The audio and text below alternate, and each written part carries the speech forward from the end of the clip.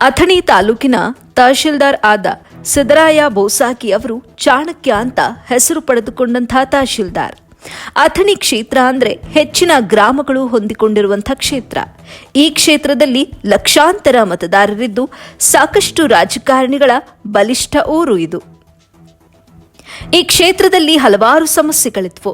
ಸಾಕಷ್ಟು ಚಿಕ್ಕ ರೈತರ ಜಮೀನುಗಳಲ್ಲಿ ಹಲವಾರು ಸಮಸ್ಯೆಗಳಿದ್ದು ತಾವೇ ಖುದ್ದಾಗಿ ಕೇಸ್ ಮಾಡಿಕೊಂಡು ತೊಂದರೆ ಇದ್ದ ಚಿಕ್ಕ ರೈತರಿಗೆ ತಮ್ಮ ಕಚೇರಿಯಲ್ಲಿ ಮಾಡಿಕೊಂಡ ಆರ್ಟಿಸಿ ಕೇಸ್ಗಳನ್ನು ಅಥಣಿ ತಾಲೂಕಿಗೆ 2024 ಆಗಸ್ಟ್ ತಿಂಗಳಿನಲ್ಲಿ ನೇಮಕಗೊಂಡ ಈ ತಹಶೀಲ್ದಾರ್ ಅಲ್ಲಿನಿಂದ ಇಲ್ಲಿವರೆಗೂ 140 ಕೇಸ್ಗಳನ್ನು ಅತಿ ವೇಗವಾಗಿ ಸರಿಪಡಿಸಿ ಆದೇಶ ಮಾಡಿ ನೊಂದ ವ್ಯಕ್ತಿಗಳ ಪಾಲಿಗೆ ಹೀರೋ ಅನಿಸಿಕೊಂಡ ತಹಶೀಲ್ದಾರ್.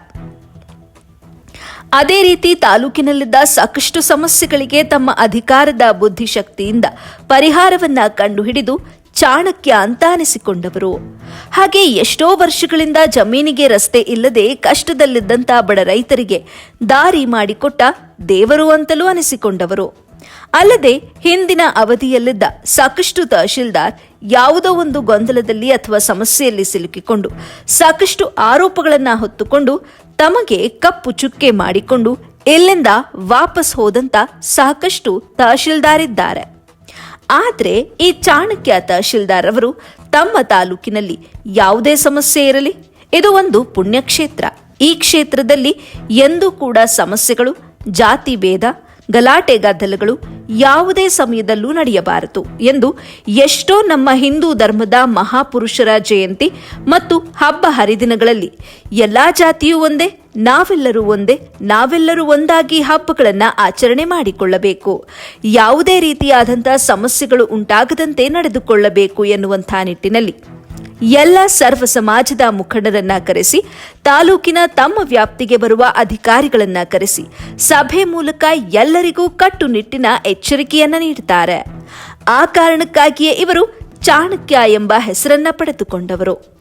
ಅದೇ ರೀತಿ ದಿನ ಬೆಳಗಾದ್ರೆ ತಮ್ಮ ಕಚೇರಿಗೆ ಬರುವಂತಹ ಸಾಕಷ್ಟು ಅಂಗವಿಕಲರು, ವೃದ್ಧರು, ವಿಧವಾ ಮಹಿಳೆಯರಿಗೆ ಪಿಂಚಣಿ ಮಾಡಿಕೊಳ್ಳಲು ಯಾವುದೇ ರೀತಿ ತೊಂದರೆ ಇಲ್ಲದೆ ಅವರಿಗೆ ಸರ್ಕಾರದಿಂದ ಬರುವ ಸಂಪೂರ್ಣ ಸೌಲಭ್ಯಗಳನ್ನು ತಲುಪುವಂತೆ ಮಾಡಿದ್ರು.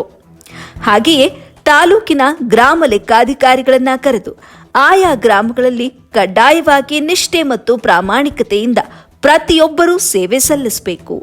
ನಿಮ್ಮ ವಿರುದ್ಧವಾಗಿ ನನಗೆ ದೂರು ಏನಾದರೂ ಬಂದಿದ್ದೇ ಆದಲ್ಲಿ ಮೇಲಧಿಕಾರಿಗಳಿಗೆ ನಿಮ್ಮ ಬಗ್ಗೆ ವರದಿಯನ್ನ ಸಲ್ಲಿಸುತ್ತೇನೆ ಅಂತ ಖಡಕ್ ವಾರ್ನಿಂಗ್ ನೀಡಿದ್ರು. ಹೀಗೆ ತಮ್ಮ ಸಂಪೂರ್ಣ ಅಧಿಕಾರಿಗಳ ಮನಸ್ಸು ಗೆದ್ದು ಕಷ್ಟ ಅಂತ ಬರುವಂತಹ ಸಾರ್ವಜನಿಕರಿಗೆ ಸರ್ಕಾರದಿಂದ ಬರುವ ಸಂಪೂರ್ಣ ಯೋಜನೆಗಳನ್ನು ತಲುಪಿಸುವಲ್ಲಿ ಯಶಸ್ಸು ಕಂಡವರು.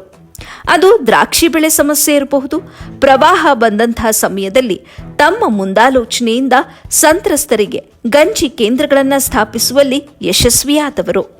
ಜತೆಗೆ ಅಥಣಿ ಕ್ಷೇತ್ರದ ಶಾಸಕ ಲಕ್ಷ್ಮಣ್ ಸವದಿಯವರ ಹಾದಿಯಲ್ಲಿ ನಡೆದುಕೊಂಡು ಎಂದೂ ಕೂಡ ಇವರ ಮೇಲೆ ಕಪ್ಪು ಚುಕ್ಕೆ ಬರಬಾರದು ಎಂಬುವಂತ ನಿಟ್ಟಿನಲ್ಲಿ ಪ್ರಾಮಾಣಿಕವಾಗಿ ನಿಷ್ಠೆಯಿಂದ ತಮ್ಮ ಸೇವೆಯನ್ನು ಸಲ್ಲಿಸುತ್ತಿದ್ದಾರೆ. ಇದರ ಸಂಪೂರ್ಣ ವಿಷಯವನ್ನ ನೋಡಿಕೊಂಡಾಗ ಕರ್ನಾಟಕ ರಾಜ್ಯದಲ್ಲಿ ಇದೇ ರೀತಿ ತಹಶೀಲ್ದಾರ್ ಇರಬೇಕು ಎಂಬುದು ಸಾರ್ವಜನಿಕರ ಆಸೆಯಾಗಿರುತ್ತೆ.